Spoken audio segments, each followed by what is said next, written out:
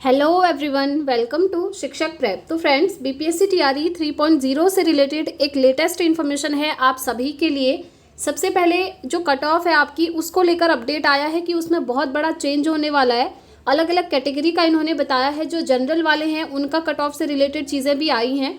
साथ ही साथ यहाँ पर रिजल्ट से रिलेटेड एक अपडेट आया है फ्रेंड्स कि आपका रिजल्ट अब लेट आएगा। जी हाँ, इस मंथ रिजल्ट आना बहुत ही मुश्किल है। अब आपका रिजल्ट सितंबर में देखने को मिलेगा और आपका जो ओएमआर शीट है जो कि दोबारा से जारी होनी है और जो आपकी आंसर की है वो कब आएगी, इसको लेकर भी अपडेट है। साथ ही साथ जिन स्टूडेंट्स के कम नंबर हैं उनको भी एक गुड न्यूज़ है फ्रेंड्स।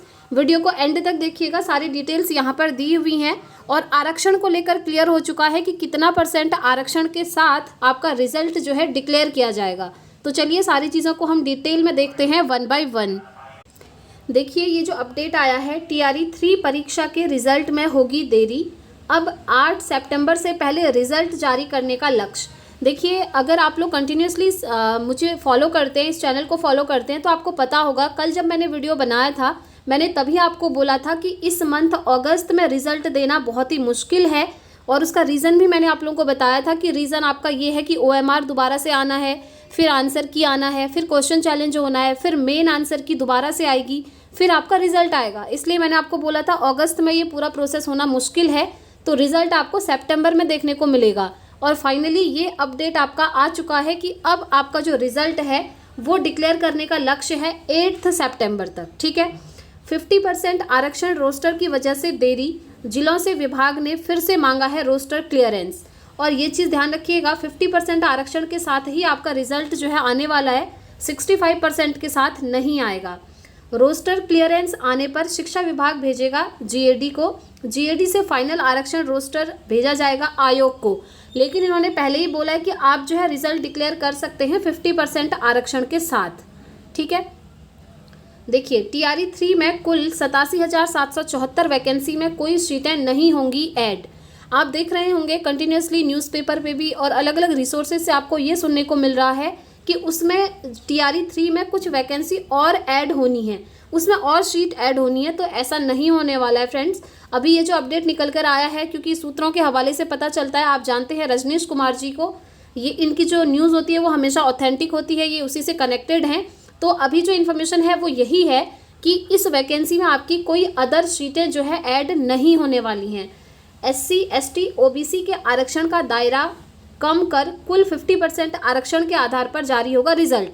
देखा, ये अपडेट यहाँ पर आ भी चुका है कि जो SC, ST, OBC को आरक्षण मिलना था, रिलैक्सेशन मिलना था, वो 50% के आधार पर ही उनका रिजल्ट जो है आएगा।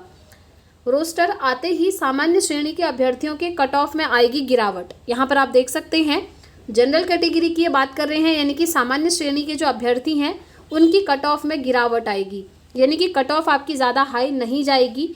और रीज़न यही है, यहाँ पर ये जो आरक्षण वाली चीज़ें हैं, 50% होगा तो ऑब्वियसली कुछ चेंजेस आएंगे। आगे देखिए, 1 to 5 और 6 to 8 का आंसर की तैयार 9, 10th और 11, 12th में 3 दिन और लगेंगे। तो देखिए, आपकी जो आंसर की है 1 to 5 और 6 to 8 की, ये कह रहे हैं कि रेडी हो चुकी है। लेकिन जो 9, 10th और 11, 12th की आंसर की है उसको रेडी होने में आपके 3 दिन और लगेंगे। 25 अगस्त से एक साथ जारी होगा आंसर की। तो जो आंसर की है एक साथ ही जारी करेंगे, ऐसा नहीं है कि 1 to 5, 6 to 8 का एक बार या 9, 10th, 11, 12th का। तो यहाँ पर इन्फॉर्मेशन ये है कि 25 अगस्त से एक साथ ही सभी का आंसर की जारी कर दिया जाएगा।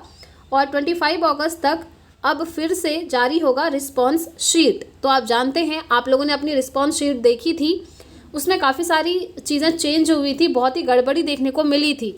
बहुत सारे स्टूडेंट्स का तो ये कहना था कि हमारा रिस्पॉन्स शीट बिल्कुल सही है, हमारा ओएमआर शीट बिल्कुल सही है, जैसा हमने किया था सेम वैसा ही है। लेकिन बहुत सारे स्टूडेंट्स का क्या था, ओएमआर शीट में गड़बड़ी देखने को मिली थी, कुछ चेंज हुआ था। तो इसलिए अभी इनका लक्ष्य है कि 25 अगस्त तक दोबारा से आपकी रिस्पॉन्स शीट आएगी और साथ ही साथ आपकी आंसर की भी आ जाएगी।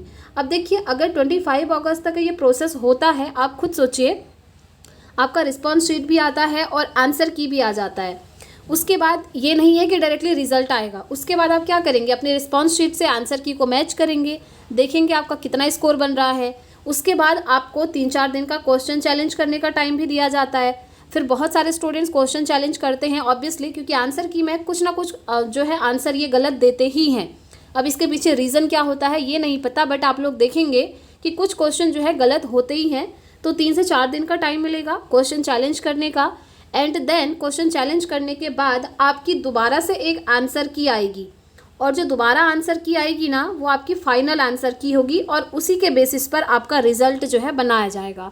तो उसके बाद जब दोबारा आंसर की आएगी उसके बाद आपका रिजल्ट आएगा, इसीलिए इस प्रोसेस में अभी टाइम लगने वाला है। तो इसीलिए इन्होंने ये अपडेट दिया है कि 8 सितंबर तक लक्ष्य है कि आपका रिजल्ट जो है घोषित कर दिया जाए। इससे पहले रिजल्ट आना मुश्किल है, रीज़न मैंने आप लोगों को बता दिए हैं, आई होप आप लोग समझ गए होंगे, ठीक है। और अगर कट ऑफ की बात करें यहाँ पर, क्योंकि आप लोगों के बहुत सारे कमेंट्स भी आ रहे थे कि मेरा 11th-12th में ये सब्जेक्ट है, कट ऑफ कितना जाएगा, मेरा इतना मार्क्स बन रहा है। तो देखिए इतना टाइम आपने वेट किया है, थोड़ा सा पेशेंस और बनाते हुए चलिए, क्योंकि अगर आप अलग अलग चैनल्स पे देखेंगे ना तो हर कोई आपको अलग अलग कट ऑफ बताएंगे। कोई बताएगा कट ऑफ 75 जाएगा, कोई बताएगा कट ऑफ 70 जाएगा, तो आप लोग बहुत ज़्यादा कन्फ्यूज़ हो जाएंगे इस वजह से। तो इसीलिए थोड़ा सा वेट कीजिए, आपका आंसर की भी आ जाएगा, रिस्पॉन्स शीट भी आ जाएगा, देन आपका रिजल्ट भी आपको देखने को मिल जाएगा। बाकी अगर कोई भी उस बीच में इन्फॉर्मेशन आती है ऑफिशियल तो आपको यहाँ से इन्फॉर्मेशन दे दी जाएगी फ्रेंड्स। इसलिए आप लोग अगर चैनल पर पहली बार आए हैं तो चैनल को ज़रूर सब्सक्राइब कर लें, ताकि हर एक अपडेट आपको टाइम टू टाइम मिलता रहे, ठीक है। और देखिए 8 सितंबर तक अगर आपका रिजल्ट आ जाता है तो फिर TRE 4 का नोटिफिकेशन आने का रास्ता एकदम क्लियर हो जाता है। तो फिर सितंबर एंड तक आपको TRE 4 का नोटिफिकेशन आ जाएगा, एंड देन TRE 4 का एग्ज़ाम 2024 एंड में होना ही है, ये तो आप जानते ही हैं। अब देखिए जिन स्टूडेंट्स का TRE 3 में एग्ज़ाम अच्छा नहीं हुआ है, या फिर जिन्होंने TRE 3 नहीं दिया है, वो TRE 4 की प्रिपरेशन में अभी से लग जाइए। जिनका भी CTET क्वालिफाई है ना वो TRE 4 में ज़रूर अपीयर होइएगा, क्योंकि इस बार जो CTET जुलाई वाला हुआ था उसमें बहुत सारे कैंडिडेट का क्वालिफाई हो चुका है CTET। तो आप लोग TRE 4 की प्रिपरेशन में अभी से लग जाइए, क्योंकि अभी तक फ्रेंड्स यहाँ पर ये जो BPSC TRE है इसमें डोमिसाइल लागू नहीं हुआ है। डोमिसाइल लागू नहीं होता है इसका मतलब है ऑल ओवर इंडिया के कैंडिडेट यहाँ पर एलिजिबल हो जाते हैं। तो अगर आप किसी भी स्टेट से बिलोंग करते हैं और ये वीडियो देख रहे हैं और आपका CTET क्वालिफाई है तो आप TRE 4 की प्रिपरेशन स्टार्ट कर दीजिए फ्रेंड्स, क्योंकि आप लोग एलिजिबल हैं। अगर हम बात करें डोमिसाइल की, तो देखिए डोमिसाइल को लेकर धरना प्रदर्शन तो चला ही था, आपने देखा होगा। बहुत सारे लोग इसके पक्ष में हैं और बहुत सारे लोग पक्ष में नहीं भी हैं।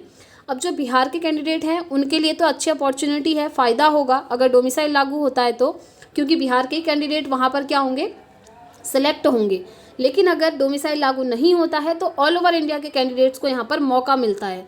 आप लोग कमेंट करके बताइएगा कि आप लोग क्या चाहते हैं, डोमिसाइल लागू होना चाहिए या फिर नहीं होना चाहिए, ठीक है। अगर लागू होता है तो फिर अदर स्टेट वाले यहाँ से सीधे बाहर हो जाएंगे, ठीक है।